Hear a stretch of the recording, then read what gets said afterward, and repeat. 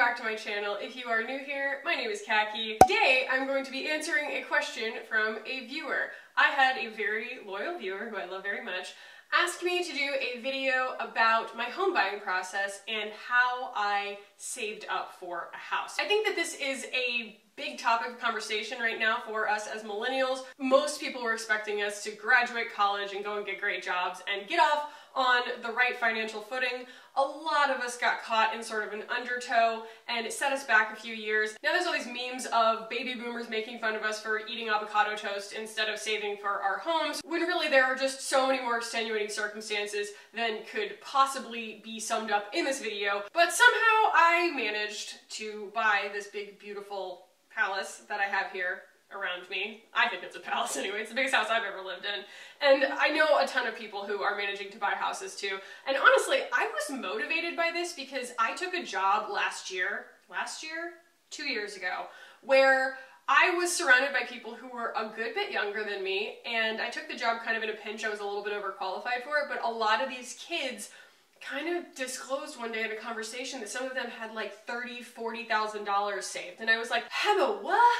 Like, how? You're like 24. Like, what are you talking about? And a lot of it is because their parents let them live in their house and, like, you know, they don't have the same bills that a lot of us have and things like that. But at the same time, it lit a fire under my butt. I was like, what am I spending money on that I can't be saving up for that much money and to be able to put a down payment on a house? Like, there's this, you know, 23-year-old's my boss and she owns her own house. Like, what am I doing? And so I did. I just kind of like looked in the mirror and I was like, this is something I want to do, and I just kind of put my mind to it. Fortunately, that is not my advice for you today. I'm not going to tell you, well, just put your dang mind to it. Obviously, I know that this is a difficult topic. Saving money is really hard, especially when we're all on a tight budget. We're all at the same time under all of this pressure trying to save money for our future. A lot of our companies, at least here in Austin, don't match a 401k, so we don't have a huge incentive to invest through our companies, but that's what I still do just because it's like out of sight, out of mind. I don't have to see it leaving my paycheck, it just happens.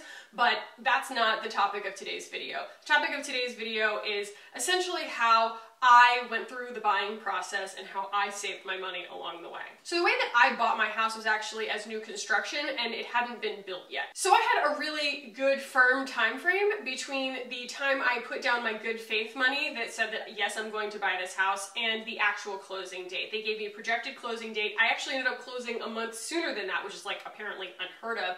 But fortunately I had a really good saving plan in place and I was able to make the down payment no problem. So I bought the house. I put $500 down with the building company in January of last year, pretty much a year ago. And they told me it was going to take about 7 months to build the house, so I was going to probably be able to move in July. And they're like, is that going to be possible? And I was like, yeah, absolutely. At the time, I had about $5,000 saved. I had had that fire lit under my butt from all those people at work, and I just had started just socking money away. And I had just finished paying my car off, so I was just taking the money that I was usually paying towards my car payment, which was about $1,000 a month, and just socking it into a savings account. So I ended up, you know, with about 5 months worth of that. So when they give you the actual price on the house, and then they hook you up with a loan officer that in this instance was all under one umbrella through the building company. Basically the developer, this company called Lennar, they just own all of the companies underneath them. The building company, the mortgage company, the mortgage insurance company, the home insurance company. It's just one giant hive of everything that you need, which you don't have to use their way, but if you do, they knock a lot off of your closing costs. So I do recommend looking into your options there, because in a lot of places, especially like Austin, Texas, everything was kind of built in the 70s, and so buying new construction is actually better for your money than going and trying to find something with a lot of character. I would much rather build character into my own house than buy someplace with a sinking foundation, but to each their own. So one of the pieces of paperwork that I got when they first started the mortgage process was sort of a savings calculation sheet, and I think pretty much any first-time home buyer gets that. And essentially it's all of your bills and then how much you make, and then they say, okay, well, this is how much that you can probably save every month. And then they say, okay, well, how does that relate to how much you plan to put down? And then you get to just kind of calculate it out. It helps you just kind of get a mental idea of your budget. I had already done this. It wasn't that hard for me, and I highly suggest that if you are going into any kind of buying process, that you go ahead and do that. That's probably my first piece of like solid advice, is look at where your money goes. everybody talks about putting together a budget and then sticking to it really closely. I felt that it was more intelligent for me to, again, use mindfulness, right? Shift my mindset about where it is that my money is going, because when I looked at my expenditures for every month, where was most of my money going? Why was it seemingly disappearing out of my bank account? It's because, girl, I like to shop. It was going to clothes, period. Like, yeah, you can say like, oh, it's going towards food, but as long as you're not going out for like 5-star dinners 3 nights a week or something like that, food's a necessity. Budget for that to stay where it's at. Like, don't say, oh, I'm gonna eat less, or oh, I'm gonna shop cheaper, and that's how I'm gonna save money. Look at where you're spending your like thrill money, and for me, it was friggin' Madewell, you know what I mean? It was just like one thing here, one thing there, one thing here, one thing there, and it was coming out to like, you know, $400 a month sometimes, and I was just like, Jesus Christ, like that's insane. And so if I just stopped shopping, I had $400 that I could just sock away towards my down payment on my house, which actually, once I did that calculation in my head, became very easy. One of the processes that I stopped doing, I guess I should say I started doing, was to ignore my personal email inbox promotions tab. So when I'm at work, when we're all at work, we've got 2 screens. Most of us have what we're doing for work, and then we'll have our personal email up just in case, like over on the other screen. Sometimes my boss accidentally sends things to my personal email. It's just a thing. I got to where it was like, if I had like a moment of downtime or I was eating my lunch or something like that, I would just absentmindedly start scrolling through promotions in that promotion tab, and I realized like maybe 1 time out of 10 I would pull the trigger on something, and there goes my money. And so it's like, start getting a really tight grip on your wallet or on your credit card. Just like really value that relationship that you have with that little piece of you that spends your money, and start really being discerning about what makes you pull your credit card out. Be mindful of that moment where you swipe your card and you say like, wait a second, do I really want to part with this money? Because a lot of times swiping your credit card makes parting with the money very imaginary. It's very abstract. So if you can kind of think about it as actually handing out cash to somebody, or if you're, you know, hitting a button on the internet that says order, think about it as the actual cash that you're handing somebody, and then think about it as like, meh, would I rather keep that? Do I really need that $18 lip gloss? And that was where I was at. And so it actually became really easy between probably the $500 I was spending on that kind of crap and, you know, subscription services and things like that, just nice to haves, and my car payment going away. I was able to sock away at least $1,000 a month, if not $1,500 a month, in order to save towards my down payment. They originally had me at a 3.5 down payment for my house. I got a really good deal on this house, so 3.5 was still pretty low, and also my mortgage payment was going to be really low. It's actually the lowest rent that Mike and I have paid in like 5 years or something. It's incredible. And so 3.5 would have worked just fine, but I ended up putting down 5%. I know that that doesn't sound like much to our parents. You know, they're always like, put 20% down on a house, because if you don't put down 20%, then you have to pay mortgage insurance. Like, fine. I have to pay a little bit of mortgage insurance. If you're looking at your mortgage payment for the first like 5 years or something, it's all interest anyway. You're not actually paying on your principal and for a really long time. So just, you know, put it out of your mind. Think of it as a locked-in rent. That's how I think about it. This is how much I'm going to be paying forever, you know, unless my property taxes go through the roof. Who the hell knows? Donald Trump. At least I know that I have a fixed rent every month, regardless of where that money's getting divvied out at the end of the day. A really important thing to remember when you're going through a home buying process is to lean on all of these people who are suddenly in contact with you about every step of your process. So you probably will have a realtor. Lean on your realtor. They are so smart and so capable, and if you've found one who's not, then get a new realtor. There's a reason that you get a realtor, and it's because they know what the heck's going on. They know what they're doing. Ask for recommendations from your friends on realtors. Make sure that the person that you're using is someone that you can actually lean on, and then lean on them. Also, push hard for a final closing cost number the whole time. Just get your mortgage company to send you a calculation as often as possible, because it changes all the time, of what's called a final cash at close number or cash to table number, something like that. Essentially, what that final number is going to be of the 5% or whatever percent that you're putting down on the total cost of the home, plus all the fees. They probably want you to pay up front for escrow. They want you to pay up front for your home insurance and things like that. There are certain perks to being a first-time home buyer, but there are also certain drawbacks because they kind of want you to pay a little bit more up front because they want to be able to trust that you're going to keep paying. And one other thing that I can kind of warn you about or prepare you for is the amount of paperwork. It is exaggerated by everybody who talks about it, but it's all true.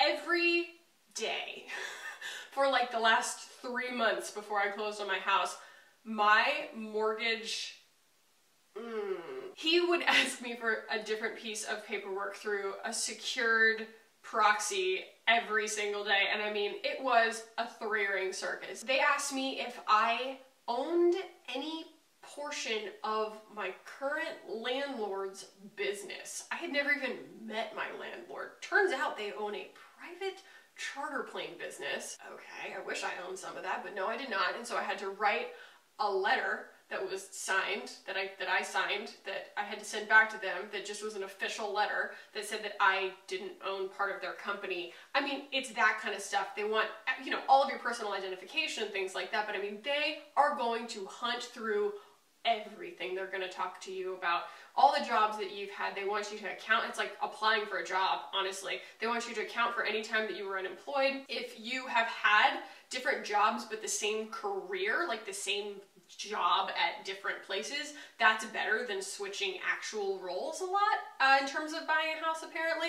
There's just a lot of moving parts and a lot of bells and whistles, but the people are incredibly helpful. No one's going to expect you to know this stuff along the way. They're going to be able to provide you with all the information that you need and why they're asking for all of this stuff. Yes, it feels like someone's stealing your identity. It definitely feels like someone's stealing your identity and that you're just willingly letting them through the floodgates.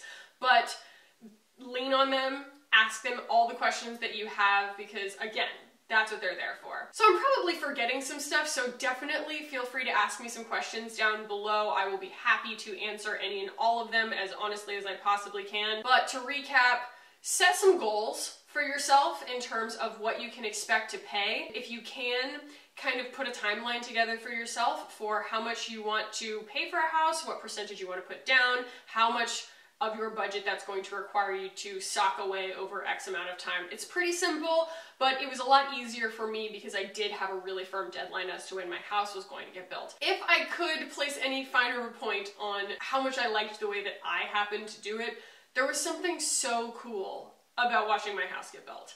I would come here like a couple times a week and on the weekends, and I would just drive down here and just sit in my half-built house because it was such good motivation for me saving all that money and not shopping and exercising restraint, and I just had something so beautiful to look forward to. And then when I finally moved in, it really felt like it was mine. I had just watched that whole process and got to know all the people building my house and stuff like that. It makes me sound like I'm rich. I'm not. This is a spec house. This wasn't something where I was just like, well, I'm just going to design it from the ground up. Like, I'm not that person.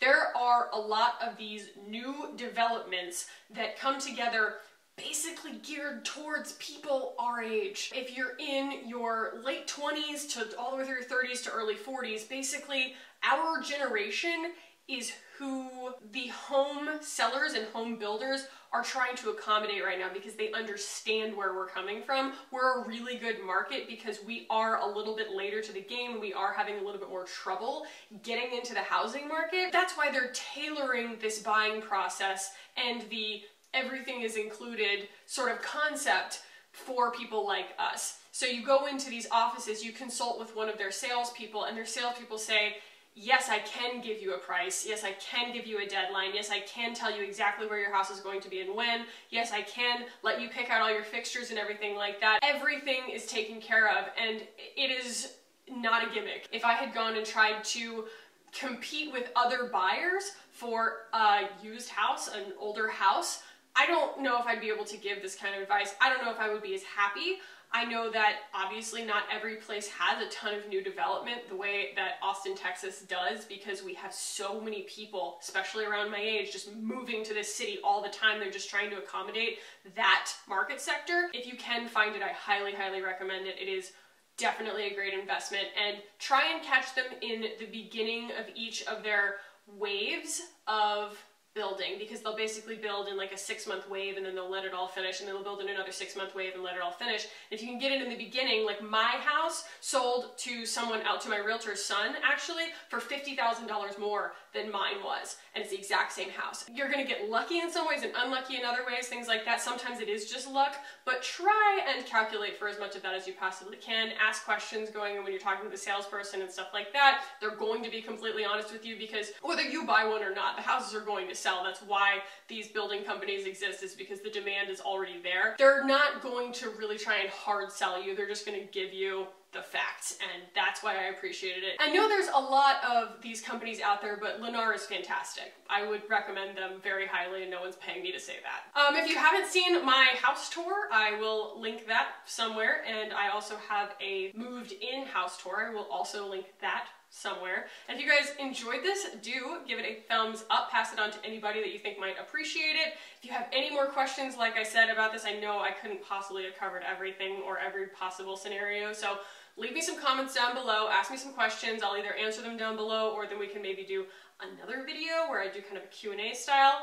We shall see. If you guys want to, keep hanging out with me on this channel, and you have not already, please go ahead and subscribe down below. I would love it if you did. Thank you guys for watching. I love you, and I will talk to you as soon as possible.